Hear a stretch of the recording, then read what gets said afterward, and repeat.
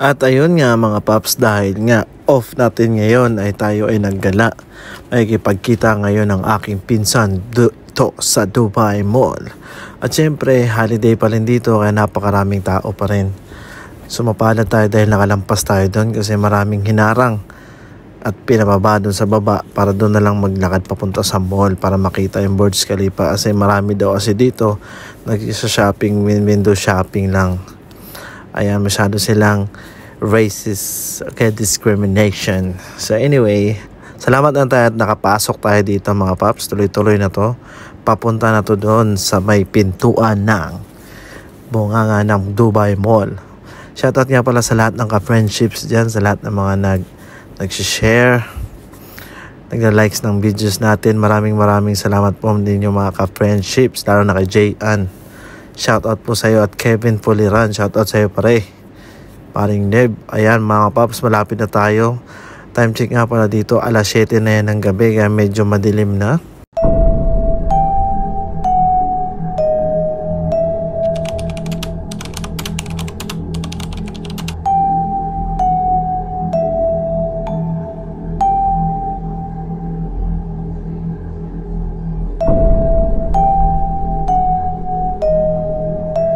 Yo, what's up mga paps? Nandito tayo sa Dubai Mall. Daming tao mga paps. Woo! Nagipagkita tayo sa pinsan ko. Let's do this. Sabi mga people mga paps. Maraming tao dito ngayon. Daming local. Kahit saan ka tumingin, mga local talaga.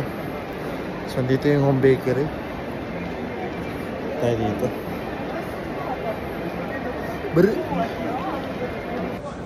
So dito yung meet up place namin ng pinsan ko. Dito sa Beehive. Paborito namin dito talaga kami nagkikita madalas. So tuwing pupunta ako rito sa Dubai Mall. Ayan, napakaraming tao mga paps. Kasi holiday pa ngayon. Extended ang holiday kaya medyo marami pa yung tao. Yung mga nakaputi na yan, yung mga local, mga Arabo. Yan po, isuot naman po ng mga babae, yung mga nakaitim. Parang ano po, kay gagawin ako. Parang hindi, grabe ka busy. Ayan mga paps, nag-food trip muna kami dito ng pinsan ko. Dito kami sa kanya shop. So dumikwat siya kami muna ng dumikwat muna kami na makakain. At ayan, syempre yung pinsan ko siya sa yunong. Ayun mga paps, nandito tayo sa aquarium. Ayan, mga marine life. Napakaraming isda dyan. Sari-sari mga isda. At meron din ditong hammerhead shark. Ayan, kita nyo, malaki na rin yan. Ayan yung pating. Sinuzoom ko yung pating, oh. Grabe talaga, sobrang laki ng pating. Tsaka yung mga mantaray dyan. Ayun, oh. Nalaki ng isda mga paps. Wow, wantusawa ka dyan. Sarap niyang paksiyon tsaka prituhin. Pero yung pating talaga yung agaw pansin dyan, laki na. Sobrang laki ng pating mga paps. Nandyan, nilagay nila dyan sa aquarium. Hindi ko alam kung paano nila ginawa yun. Ayan, yung pating. This time ever, talagang napakaraming tao. Man-made lang yung aquarium na to. So, pwede ka dyan pumasok sa loob.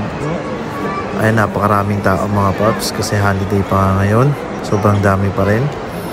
Ayan, marami nagpipicture dito sa loob. Nakuha na nila ng litrato, syempre. Together with the pating. Yung mga paps, enjoy lang tayo dito. Tabang video lang tayo dito sa malayo. Kasi crowded na dyan. Ayan, yung mantaray, yung pagi. Sarap pulutan yan, ginataan.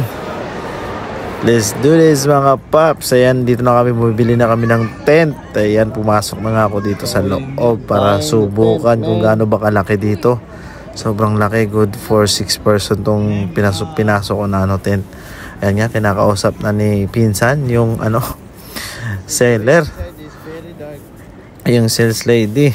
Ayan na, sinampulan na nga namin to kung so maganda nga yun napili namin na tent kasi hindi nga dito papasok yung kahit na anong liwanag pag nandito ka sa loob. Ayan mga paps, hindi rin magre-reflect sa labas kung ano yung ginagawa nyo dito sa loob. Alam nyo na yun mga paps, diba? Ayan o, sobrang dilim.